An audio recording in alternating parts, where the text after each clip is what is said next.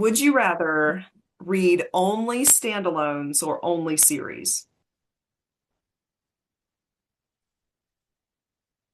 That is an interesting one. I would probably go with series just because of the type of book that I usually read. I mean, I like to read a lot of fantasy, and I think a fantasy standalone is a waste of the time that it took to create that world.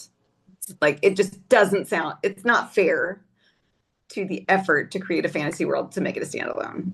True. So, Yeah, it took you 70 pages to figure out what was going on anyway. Yeah. to even know what your world looked like, and then you finished it in 100 or 370, and now you're just done with it. Like, that doesn't seem fair. So That's I would fair. probably go with series. Okay, I like that. I like this question too. Would you rather live inside your favorite book or meet its author?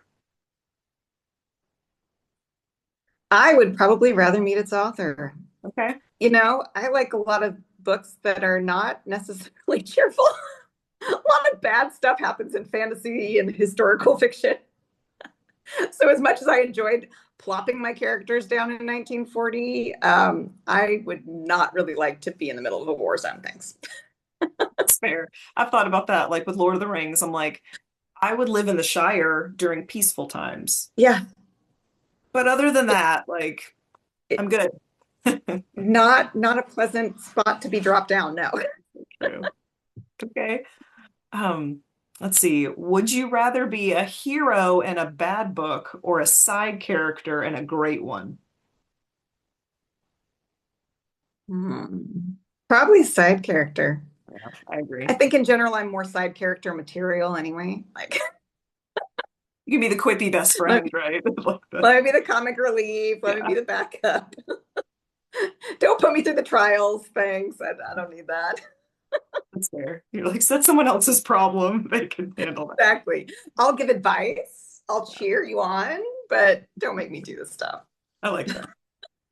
All right, last one. Would you rather write a perfect opening or a perfect ending?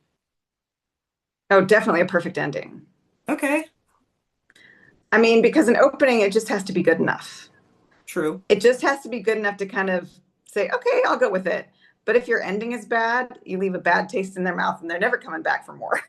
That's true. That's true. That's a good point. I like that.